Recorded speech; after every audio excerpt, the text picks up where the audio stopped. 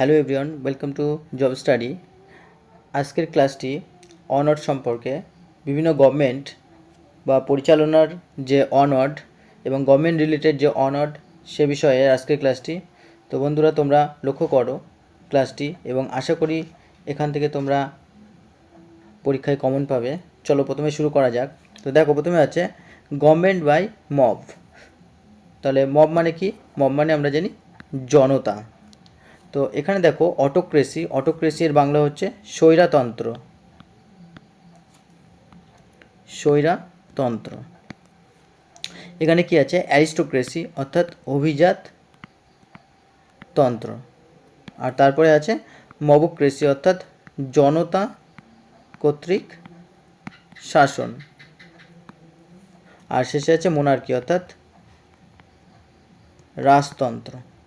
তো এখানে দেখো, যখন যে গভর্নমেন্ট জনতা দ্বারা পরিচালিত হয় সেই গভর্নমেন্টকে বলা হয় মবক্রেসি। অপশন নাম্বার সি হচ্ছে রাইট অ্যান্সার, অর্থাৎ জনতা কর্তৃক শাসন। নেক্সট,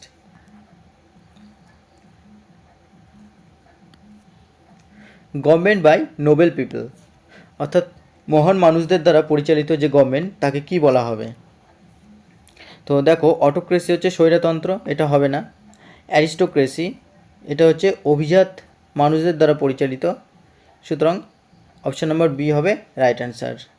আর অলিগ্রেসি এটা হবে না, যেটা স্মল গ্রুপ অফ পিপল যে গভর্নমেন্ট শাসন করে তাকে অলিগ্রেসি বলা হয়। এবং প্লুটোক্রেসি অর্থাৎ ধনতন্ত্র, এটাও হবে না। তো অপশন নম্বর বি অর্থাৎ অভিজাততন্ত্র এটি হলো right answer. Next question, government by one person with absolute power অর্থাৎ অ্যাবসোলিউট পাওয়ার বা কোনো একজন ব্যক্তি যার হাতে প্রচুর ক্ষমতা রয়েছে তার দ্বারা যখন গভর্নমেন্ট শাসিত হয় তখন সেটাকে কি বলা হবে?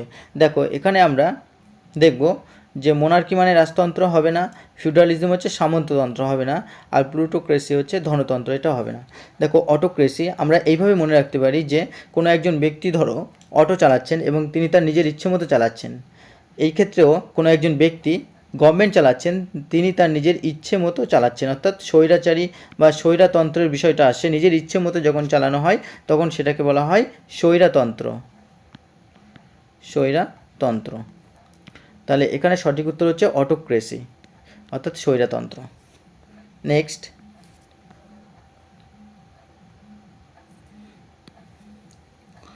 গভর্নমেন্ট বাই ওমেন, মহিলাদের দ্বারা পরিচালিত গভর্নমেন্ট, সেটা কি? দেখো, আমরা প্রায় গাইনো কথাটি প্রায় শুনে থাকি, গাইনো কথাটি, এবং এটা হচ্ছে মহিলাদের সাথে, বিশেষ করে যখন ওমেনদের যে ডক্টর তার সাথে বিশেষভাবে রিলেটেড। তো এখানে গাইনোক্রেসি আছে অর্থাৎ মহিলা শাসিত গভর্নমেন্ট, প্রথম অপশন নাম্বার এ হবে। এবং অ্যারিস্টোক্রেসি হবে না, আইডিওক্রেসিও হবে না, এবং ডেমোক্রেসিও হবে না। অপশন নাম্বার এ হচ্ছে রাইট অ্যান্সার, অর্থাৎ মহিলা দ্বারা শাসিত government. Next, government by priest, priest হচ্ছে যারা পুরোহিত। তো দেখো, এখানে অ্যানার্কি আছে, অরাজকতা হবে না, এন্ডার্কি, এন্ডার্কিও হবে না। আচ্ছা, তারপরে দেখো হিয়ার্কিও হবে না। প্রিয়েস্ট, প্রিয়েস্ট দেখো এখানে প্রিয়েস্টের সাথে হস কথাটি খুবই গুরুত্বপূর্ণ। তো যে যখন কোনো দেখো এখানে হিয়ার্কি অর্থাৎ দেখো হায়ার কাস্ট অর্থাৎ যারা আমরা জানি পুরোহিতরা কিন্তু হায়ার কাস্ট হয়। তো হায়ার কাস্টের সাথে প্রিয়েস্টের কিন্তু এখানে রিলেশন রয়েছে, অর্থাৎ এই যে শর্টকাট বা এই যে ট্রিক্স, এই পদ্ধতির মাধ্যমে মনে রাখা যেতে পারে যে হায়ার অর্থাৎ যারা উচ্চ বংশীয় বা উঁচু কোনো ক্লাসের সাথে রিলেটেড, তাদের দ্বারা যখন গভর্নমেন্ট পরিচালিত হয় তখন সেটাকে বলা হয় হায়ারকি। আর হজের সাথে যারা হোলি পার্সনের দ্বারা যখন গভর্নমেন্ট রিলেটেড হয় বা গভর্নমেন্ট পরিচালিত হয় তখন কিন্তু আমরা হ্যাজিগ্রাফি বলি, এটাও হবে না। সুতরাং অপশন নাম্বার ডি হচ্ছে right answer. Next, government by king, রাজার দ্বারা পরিচালিত গভর্নমেন্ট, সেটা কি হবে? অ্যানার্কি হবে না, অরাজকতা। এন্ডার্কি, এটাও হবে না।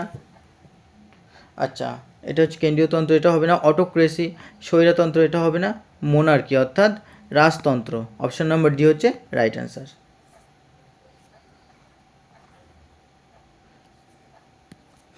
এ government in which law and order is absent. Law and order অর্থাৎ যেখানে একটা বিশৃঙ্খলা বা আইনের যেখানে উপস্থিতি নেই, আইন বা শাসন, সেটা দেখো অ্যানার্কি, অ্যালবোক্রেসি, এটা হবে না।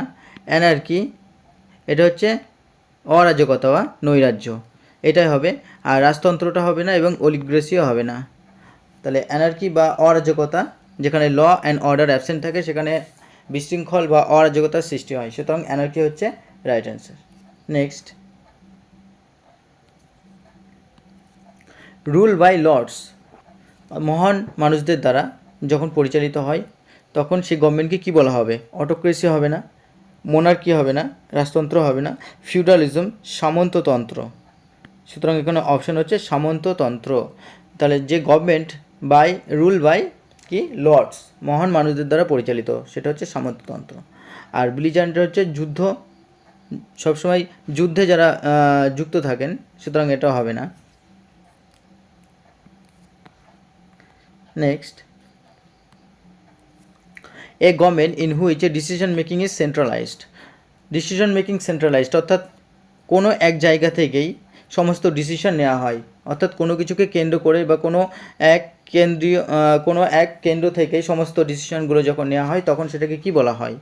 দেখো, মোনার্কি, রাজতন্ত্র, এটা হচ্ছে না। এন্ডার্কি, এটাও হচ্ছে না। আচ্ছা, তারপরে কি রয়েছে? তারপরে রয়েছে এখানে অ্যানার্কি অরাজকতা, এটা হবে না। ফিউডালিজম, সামন্ততন্ত্র, এটা হবে না। দেখো, এন্ডার্কি, এন্ডের সাথে আমরা বলতে পারি যে এটি ট্রিক্স ব্যবহার করে, যে যখন কেউ বা কোনো এক জায়গা থেকে লাস্ট কথা বলছেন অর্থাৎ তিনি শেষ কথা, বা এন্ড অর্থাৎ শেষ, তিনি যখন শেষ কথা বলবেন তো এন্ডার্কি অর্থাৎ এ government in which decision making is centralised, একজনই শেষ কথা বলবেন, তখন আমরা এন্ডার্কি বা এন্ডার্কির বাংলা যেটা হলো সেটা হলো কেন্দ্রীয়তন্ত্র, অর্থাৎ এন্ডার্কি ব্যবহার করি, এন্ডার্কি শব্দটি ব্যবহার করি। তো অপশন নাম্বার সি হচ্ছে রাইট অ্যান্সার। নেক্সট, আচ্ছা, government by a body of foreigners, বিদেশিদের দ্বারা শাসন। তো দেখো, এখানে হ্যাজিয়ার্কি, এটা হবে না। যখন গভর্নমেন্ট বাই হোলি পিপল, তাহলে government by holy person, holy পার্সনের দ্বারা যে গভর্নমেন্ট হয় সেটাকে আমরা বলি হ্যাজিয়ার্কি।